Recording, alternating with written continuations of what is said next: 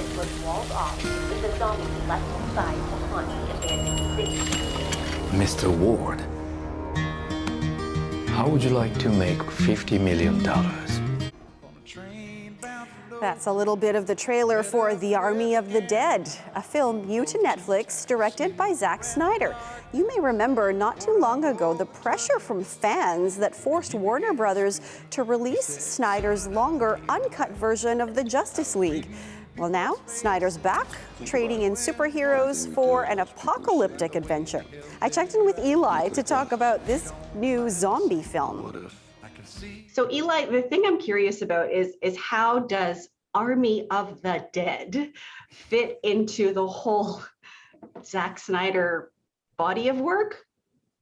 Yeah, and it's kind of a grisly, gory body of work this time around. I mean, Snyder is trading in superheroes for the shuffling undead. And this isn't the first time he's dabbled in the genre. In fact, his first major film was Dawn of the Dead, a zombie remake with, I think, a younger Sarah Polley. And this is certainly in Snyder's comfort zone. We have manly men, we have a good smattering of capable women, we have monsters to battle, lots of guns, and various things that go boom. Expect lots of viscera and noise. And what could be better than a zombie film? Well, how about a zombie heist film? So in this film, there's a zombie outbreak, largely contained to Las Vegas, but in this now walled off, overrun city is a safe. And so here's the mysterious billionaire making an offer to Scott, Dave Bautista, playing an ex-military commando who helped save the day during the first outbreak. Let's take a look.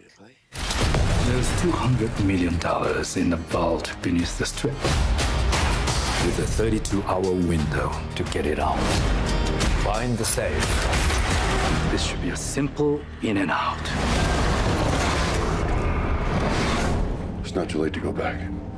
So there you go. Now, you know Bautista maybe as Drax from Guardians of the Galaxy. I think he's really growing into a 21st century of Arnold Schwarzenegger. He has this kind of larger-than-life presence, a little more interesting than your average strongman. Now, as Scott, he's looking to do some damage control because he had to put down his wife during the first outbreak. So this heist could be a way for him to actually make things right with his daughter, Kate. Take a look at that. If we see your friend, great. But you are not to run off looking for her. This is life and death. And if you screw around, some of these people are gonna die. You understand that? And they've got families too. So you are never, ever to leave my sight. Those are my terms. Now, from there, you get the classic assemble your crew sequence. There's Dieter, the German safecracker, who should be a ridiculous cliche, but is actually a lot of fun. There's Vanderho, a commando who is good with a hacksaw and happens to be a philosophy student, a couple of social media warriors who are just in it for the likes. And then there's the billionaire's paramilitary babysitter. No, I don't think he will double cross anyone. He looks very trustworthy. So, you know, the usual talented gang of experts. Okay, so I mean, Snyder certainly still has his own army of believers. What did you think?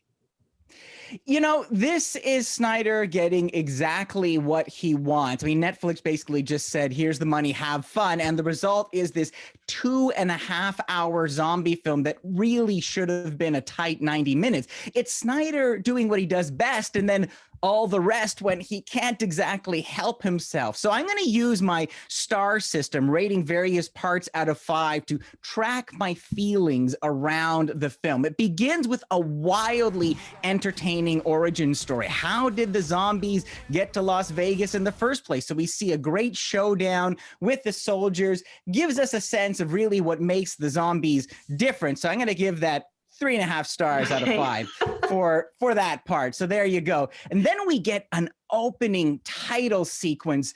And this is like set to the tune of Viva Las Vegas, of course. And you get the gambling capital in all its gory glory. I mean, you haven't lived, Maribel, until you've seen a Liberace impersonator fending off zombified showgirls or a pack of rabid zombie Elvises, or would that be Elvi? So I'm going to give this one, here we go, 5 out of 5 for the opening title. It's pretty much worth it for that alone. Now, once the crew's assembled, it's time to go in. And here is where we get our first look at the zombies and what makes this breed of the undead a little different. Let's take a look.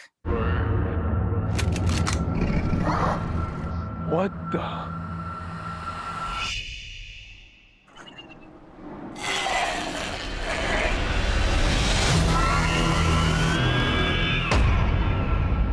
They're not what you think they are.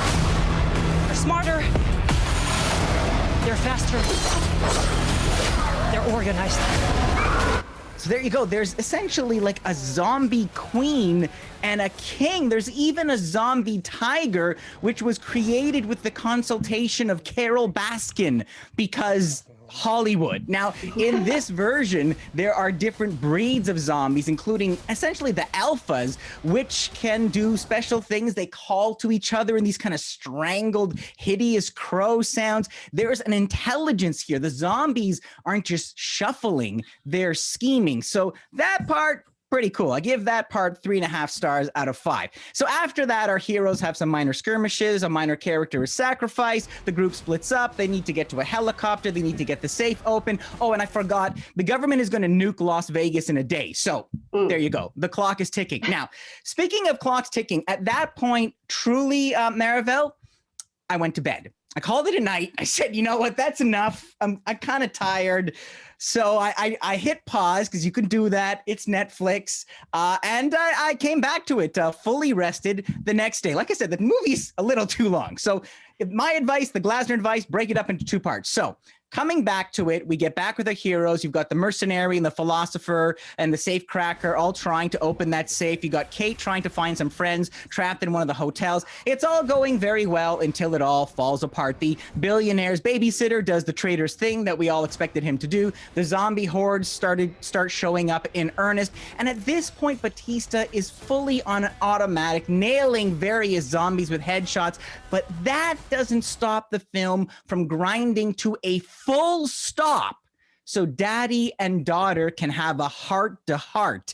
I mean, there is a line that is uttered at one point where the daughter says, "You're the bravest man I know." And my daughter, actually, who was watching this with me, she scoffed. She was like, "Oh my God." And I think she spoke for all of us. And that's the thing, like, Zack Snyder is a muscular filmmaker who excels at action, but when it comes to matters of the heart, he's like a mushy 12-year-old, right up to there with George Lucas in terms of ham-fisted subtlety. So we started strong, but we kind of shuffled towards a conclusion. So in the end, I arrived at 2.5 stars out of 5. Oh there my you go. God, what a ride to get That's there, right. Eli. And thanks for taking us on it. Here to help.